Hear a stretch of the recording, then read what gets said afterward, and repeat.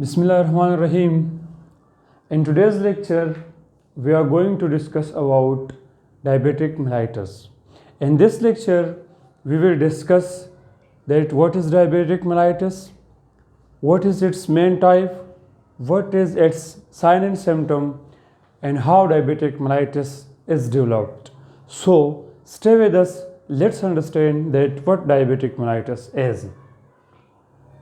The definition of diabetic mellitus is diabetic mellitus is a disorder in which pancreas does not produce insulin enough or responds normally to insulin, which cause blood glucose level high,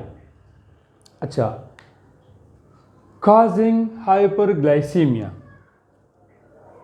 इस definition में हमने ये जिक्र किया कि diabetic mellitus हमारे साथ एक ऐसे डिसऑर्डर है जिसमें हमारी पेंक्रियाज इस काबिल नहीं रहता कि वो इंसुलिन प्रोडक्शन करे या हमारी बॉडी इस इंसुलिन को अच्छी तरीके से यूटिलाइज करे।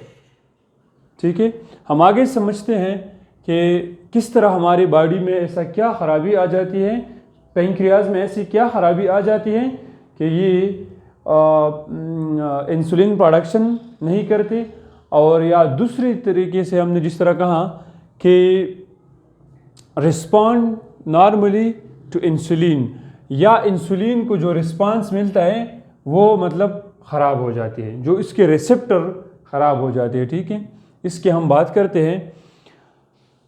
ये जो मैंने स्ट्रक्चर बनाया है ये हमारे साथ एक पेंक्रियाज का स्ट्रक्चर है। ठीक है,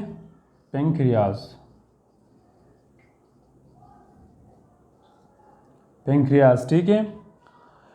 हमारे पेंक्रियाज में नॉर्मली क्या होती है, ये हमारे पेंक्रियाज में ये जो हमने ये एक आइलेट है, दूसरा तीसरा, इसको हम आइलेट ऑफ लैंगरहार कहते हैं। ये हमारे पेंक्रियाज आइलेट ऑफ लैंगरहार पे मुश्तमिल होते हैं, इसी तरह और भी सेल्स हैं उस पर मुश्तमिल होती हैं। ठीक है, नॉर्मली इस आइलेट ऑफ लैंगरहार में क्या होती है, ये एक सेल का बना हुआ, मैंने बहुत से सेल का ये आइलेट ऑफ लैंगरहार बना हुआ होता है। ठीक है, जिस तरह का हम एक आइलेट ऑफ लैंगरहार ये पेंक्रियाज से बाहर निकाल लेते हैं। ठीक है, ये एक आइलेट ऑफ लैंगरहार हमने पेंक्रियाज से बाहर निकाल दिया। ठीक है, इस आइलेट ऑफ लैंगरहार में बहुत सी सेल्स होती है। ठीक है, लाइक बीटा सेल हो गया, अल्फा सेल हो गया, डेल्टा सेल हो गया एंड एफ सेल हो गया। ठीक है, यहाँ पे मैंने जिक्र भी किया, अल्फा सेल हमारे साथ क्या प्रोडक्शन करते हैं, ग्लाइकोजन प्रोडक्शन करते हैं,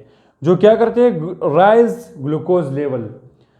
इसमें जो अल्फा सेल है, ये जो मैंने यहाँ पे जिक्र किया है, ये अल्फा सेल ग्लाइकोजन की प्रोडक्शन करती हैं, जो कि मैंने यहाँ पे ये आपको देख सकते हैं कि ये एक आर्टरी है जो इस पेंक्रियाटिक डक्ट से जो है निकली हुई होती है, और फिर पूरी बॉडी में ये ग्लाइकोजन इस आर्टरी के थ्रू चले जाते हैं। ठीक है, ये ग्लूकोज लेवल राइज करते हैं। ठीक है, दूसरा हमारे साथ होती है बीटा सेल, जो मैंने यहाँ पे जिक्र किया हुआ है, बीटा सेल है।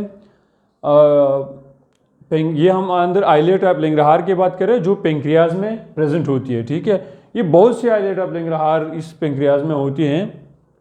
बीटा सेल होती हैं, बीटा सेल इंसुलिन प्रोडक्शन करते हैं, जो इंसुलिन प्रोडक्शन करते हैं जो ग्लूकोज लेवल को कम करते हैं, जो ग्लूकोज लेवल को नॉर्मल रखने की कोशिश करते हैं। यानी हम ये कह सकते हैं कि ग्लूकोज लेवल इंसुलिन की वजह से कम हो जाती है हमारी ब्लड में। ठीक है, ये किस तरह होती है, किस तरह कम हो जाती है, और ये ग्लूकोज, ये पूरा जो सीन है डायबिटिक मेलाइटस का, ये इंसुलिन और ये बीटा जो सेल हैं इसके साथ वाबस्ता है। ठीक है, हम इसको थोड़ा डिटेल में पढ़ेंगे। डेल्टा सेल हैं जो सोमेटोस्टेटिन रिलीज करते हैं, ग्रोथ हार्मोन है, एंड एफ सेल हैं जो पेंक्रियाटिक पॉलीपेप्टाइड एक हार्मोन है, इसको रिलीज करते हैं, रेगुलेट पेंक्रियाटिक एक्टिविटीज़। और ये जो पेंक्रियाटिक पॉलीपेप्टाइड है ये पेंक्रियाज के जो एक्टिविटीज़ है इसको रेगुलेट करते हैं। ठीक है, और हमारा जो ये बीटा सेल है, बीटा ये आइलेट ऑफ लैंगरहार के अंदर जो बीटा सेल है ये 70% बीटा सेल पे मुश्तमिल होता है। इसमें हमने अल्फा सेल को भी पढ़ा, इसमें हमने डेल्टा सेल को भी पढ़ा, इसमें हमने alpha, delta and F cell को भी पढ़ा। लेकिन याद रहे कि islet of Langerhans is consist of 70% of beta cell, beta cell पे ये मुश्तमिल होता है।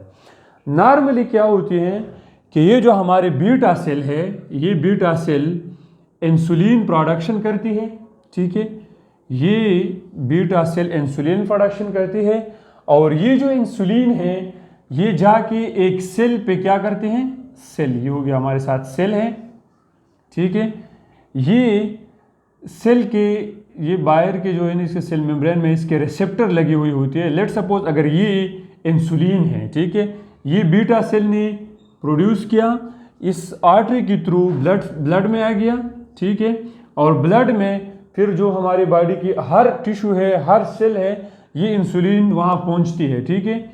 जब ये सेल इंसुलिन, ये इंसुलिन सेल में पहुँचते हैं और बाहर हमारे साथ क्या है, बाहर हमारे साथ ग्लूकोज है, ठीक है, ये आप देख रहे हैं कि ये हमारे साथ क्या है, हमारे साथ जो एक्स्ट्रा सेलुलर हम कह सकते हैं या ब्लड हम कह सकते हैं, ये हमारे साथ इसमें ग्लूकोज है।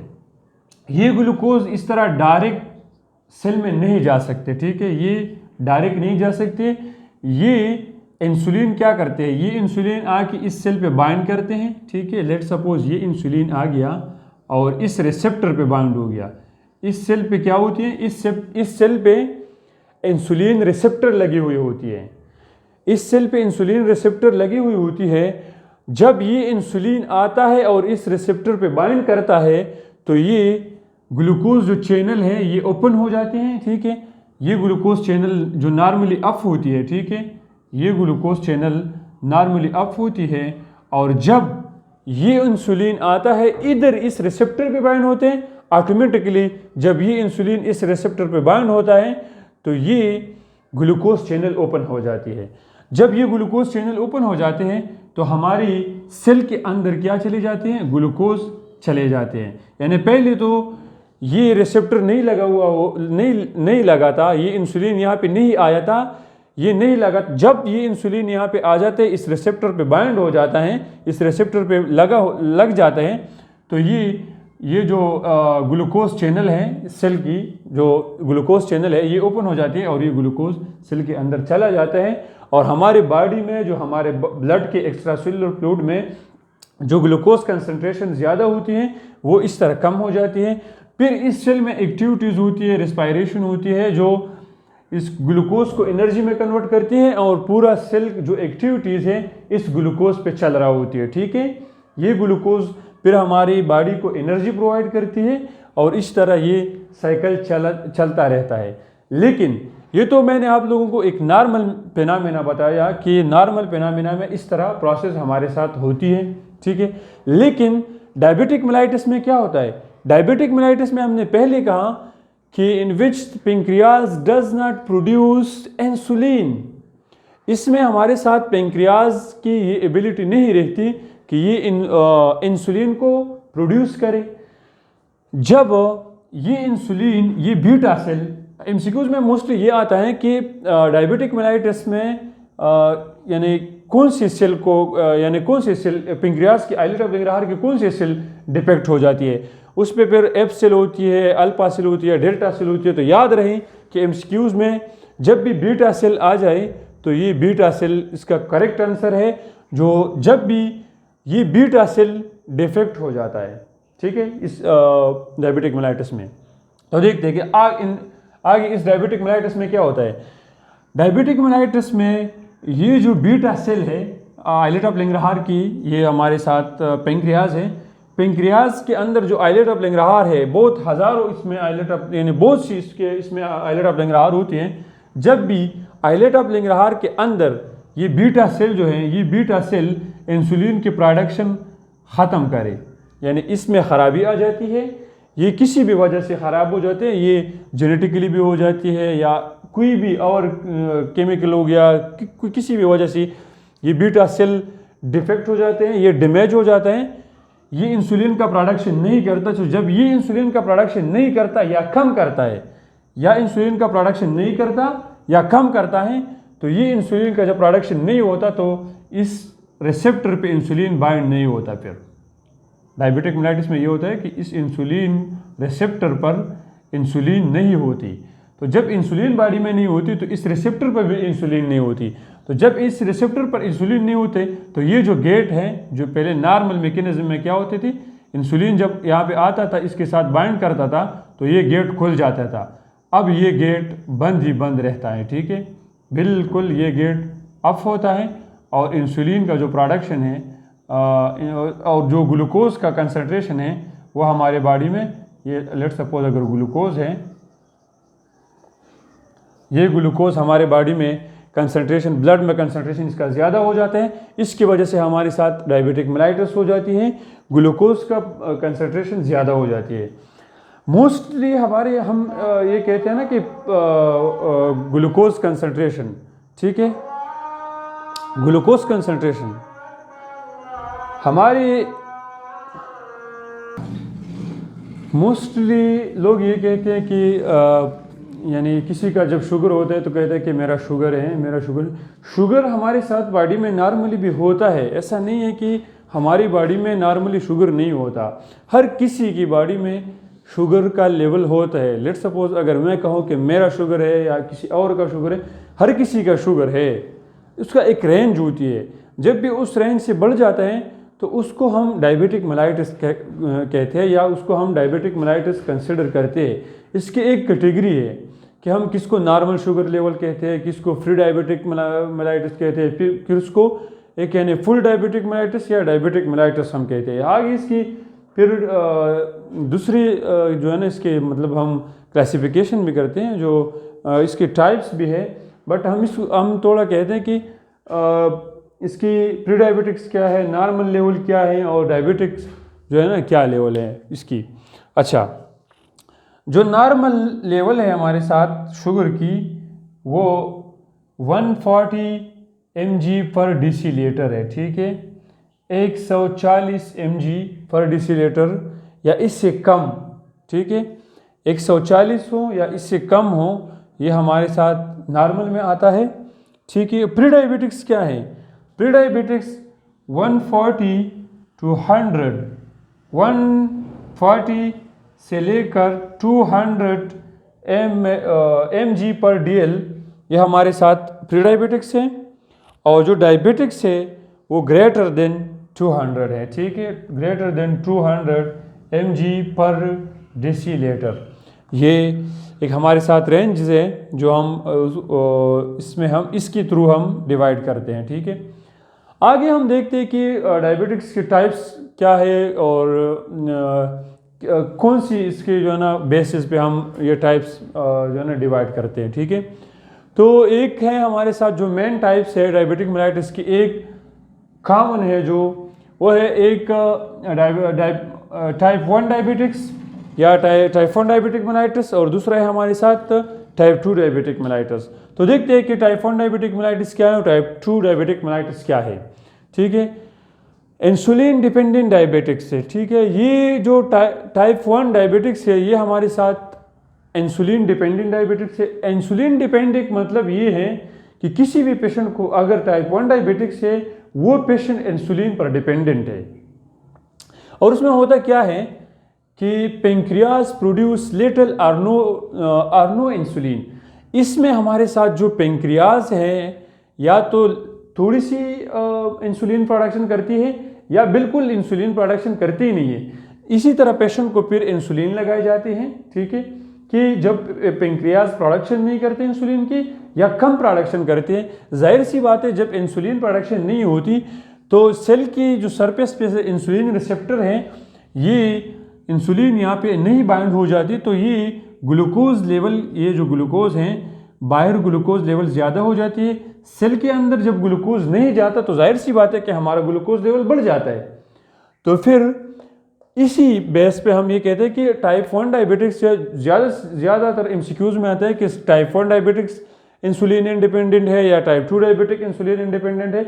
याद रहीं कि टाइप 1 से हम कंसिडर करते हैं कि एक हमारे साथ पेंक्रियाज है, दूसरा हमारे साथ सेल है, ठीक है। लेट सपोज ये जो पूरा डायबिटिक्स का इशू है हमारे साथ पेंक्रियाज और सेल के बीच में होता है, ठीक है।